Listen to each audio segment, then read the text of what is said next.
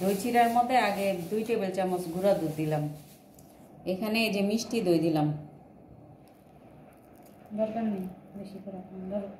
আজকে ইফতারে দই আর চিড়া করব, দই চিড়া।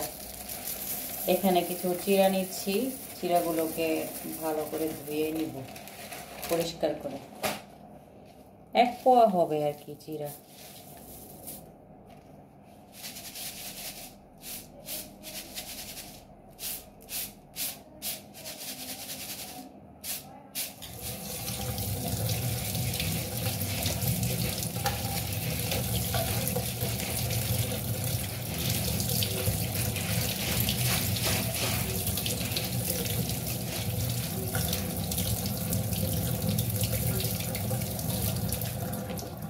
চিড়াতে কিন্তু অনেক ধুলাবালি থাকে, তাই এটাকে ভালো করে পানি দিয়ে পরিষ্কার করে নিতে হয়।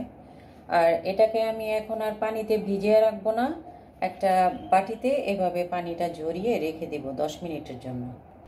চিড়া কিন্তু 2 ধরনের হয়, একটা মোটা আর একটা পাতলা।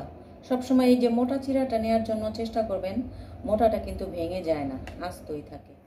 এই যে দই চিড়ার মধ্যে আগে 2 টেবিল চামচ গুঁড়া দুধ দিলাম। এখানে এই যে মিষ্টি দই দিলাম চিড়ার মধ্যে।